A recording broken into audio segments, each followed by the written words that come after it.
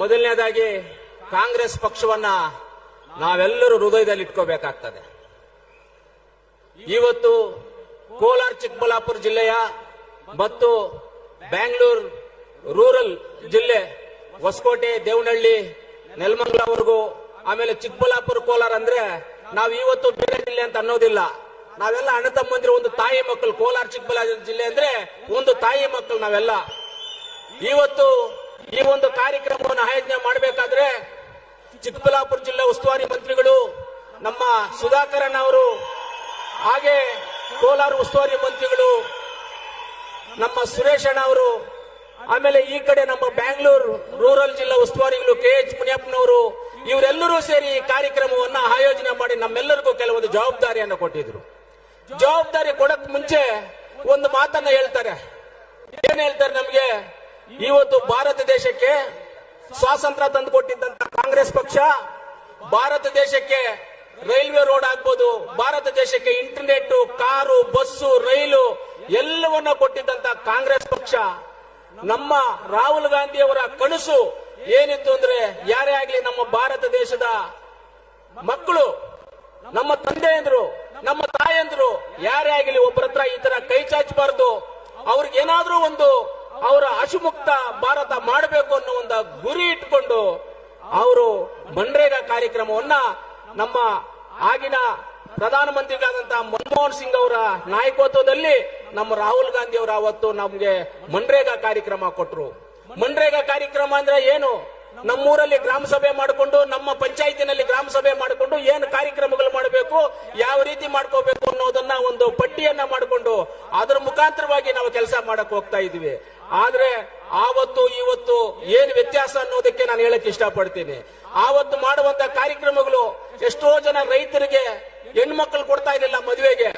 ಈ ಮನ್ರೇಗಾ ಕಾರ್ಯಕ್ರಮ ಬಂದಿರೋದ್ರಿಂದ ಅವ್ರು ಕಷ್ಟಪಟ್ಟು ಕೂಡಾಕಿ ಚೀಟಿ ಹಾಕೊಂಡು ಅದರಲ್ಲಿ ಕೆಲಸ ಮಾಡಿ ಉಳಿದಿದ್ದ ಹಣದಲ್ಲಿ ಮನೆಗಳು ಕಟ್ಕೊಂಡು ಅವರು ಜೀವನಾಂಶವನ್ನ ನಡ್ಕೊಂಡು ಹೋಗ್ತಾ ಇದ್ದಾಗ ಹೆಣ್ಣು ಮಕ್ಕಳು ಕೊಡುವಂತ ಪರಿಸ್ಥಿತಿ ಈಗ ತಾನೇ ಬೆಳ್ಕೊಂಡು ಬರ್ತಾ ಇತ್ತು.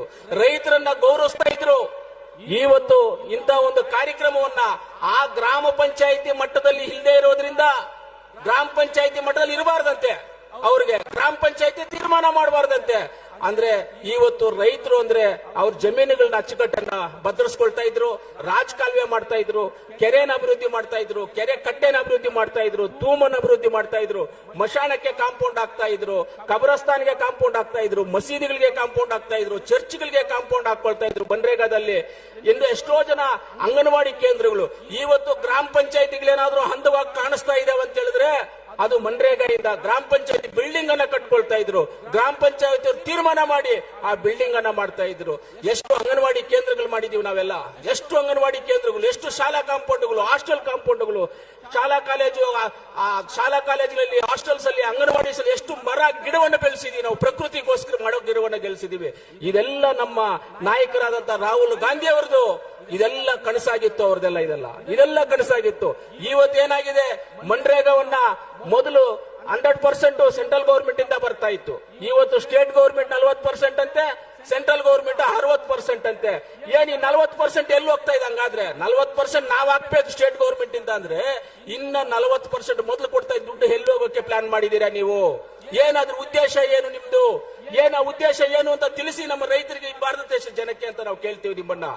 ಇವತ್ತು ಅಷ್ಟೊಂದು ಕಾರ್ಯಕ್ರಮಗಳನ್ನ ಕೊಟ್ಟಿದ್ದಂತವ್ರು ಇವತ್ತು ಸ್ಯಾಟಲೈಟ್ ಥ್ರೂ ಸೆಲೆಕ್ಟ್ ಮಾಡ್ತಾರಂತೆ, ಯಾವ ಊರಲ್ಲಿ ಕೆಲಸ ಆಗ್ಬೇಕು, ಯಾವ ಊರಲ್ಲಿ ಕೆಲಸ ಮಾಡಬಾರ್ದು ಅಂತ. ಸ್ಯಾಟಲೈಟ್ ಅಲ್ಲಿ ಏನಪ್ಪ ಕಾಣಿಸುತ್ತೆ ನಿನ್ಗೆ? ನಮ್ಮ ಹಳ್ಳಿಗಳಲ್ಲಿ ಬಂದ್ಬಿಟ್ಟು ರೈತರು ಕುರಿಗಳು ದೊಡ್ಡಿ ಮಾಡ್ಕೊಳ್ತಾ ಇದ್ರು, ದನದ ಕೊಟ್ಟಿಗೆ ಮಾಡ್ಕೊಳ್ತಾ ಇದ್ರ ಇಲ್ಲೋಪ್ಪ? ದನಗಳ ಕೊಟ್ಟಿಗೆ, ಕುರಿಗಳ ಕೊಟ್ಟಿಗೆ ಮಾಡ್ಕೊಳ್ತಾ ಇದ್ರು. ಇವತ್ತು ಎಲ್ಲಿ ಅದೆಲ್ಲ ಮಾಡೋದು? ಇವ್ರು ಸ್ಯಾಟಲೈಟ್ ಥ್ರೂ ಮಾಡಿ ಸೆಲೆಕ್ಟ್ ಮಾಡ್ತಾರಂತೆ. ಅವರೇ ಸೆಲೆಕ್ಟ್ ಮಾಡಿದ್ದಲ್ಲಿ ಊರು ಆಯ್ತು. ಒಂದು ಪಂಚಾಯತಿನಲ್ಲಿ 10 ವಿಲೇಜ್ ಇರುತ್ತೆ, 10 ವಿಲೇಜ್ 5 ಸೆಲೆಕ್ಟ್ ಮಾಡ್ತಾರೆ, 5 ಸೆಲೆಕ್ಟ್ ಮಾಡೋದಿಲ್ಲ. ಆ 5 ಊರಲ್ಲಿ ಇರ್ತಕ್ಕಂಥ ನಮ್ಮ ಹೆಣ್ಮಕ್ಳು, ನಮ್ಮ ರೈತರು ಏನಾಗ್ಬೇಕು? ಅವ್ರಿಗೆಲ್ಲ ಅನ್ಯಾಯ ಆಗಲ್ವಾ? ಈ ಅನ್ಯಾಯವನ್ನ ಏನ್ ಅನ್ಯಾಯ ಮಾಡ್ತಾ ಇದ್ದಾರೆ ಇವತ್ತು ಸೆಂಟ್ರಲ್ ಗೌರ್ಮೆಂಟ್ ಇಂದ, ಅದನ್ನ ನಾವೆಲ್ಲರೂ ಸೇರಿ ವಿರೋಧ ಮಾಡ್ಬೇಕು. ಅದನ್ನು ವಿರೋಧ ಮಾಡಿ ಮೊದಲು ಯಾವ ಸಿಸ್ಟಮ್ ಅಲ್ಲಿ ಇತ್ತು, ರೈತರಿಗೆ ಅನುಕೂಲವಾಗುವಂತ ಸಿಸ್ಟಮ್ ಏನಿತ್ತು ಇದರಲ್ಲಿ, ಆ ಅನುಕೂಲವಾಗುವಂತ ಸಿಸ್ಟಮ್ ನ ಯಾಕೆ ನೀವು ಈ ರೀತಿಯಲ್ಲಿ ಮಾಡ್ತಾ ಇದ್ದೀರಾ? ನಾವೇನಾದ್ರೂ ಇನ್ನು ಮುಂದೆ ಎಚ್ಚೆತ್ತುಕೊಳ್ತಾ ಇದ್ರೆ ಎಲ್ಲ ಮಾತ್ರ ಗಾಂಧಿ ಹೆಸರನ್ನೇ ಮುರ್ತೋಗ್ಬಿಡ್ತಾರೆ ಅವರು. ಮೆತ್ತಗೆ ಒಂದೊಂದೊಂದೊಂದೊಂದೊಂದು ಕತ್ತರಿಸ್ಕೊಂಡು ಬರ್ತಾರೆ. ಹೆಂಗೆ ಅಂದ್ರೆ ಮರ ಇರುತ್ತೆ, ಬೇರುಗಳಿರ್ತವೆ, ಸೆಂಟ್ರಲ್ ಇರುತ್ತಲ್ಲ ಬೇರು ದೊಡ್ಡದು, ಅದ್ರ ಒಳಗಡೆ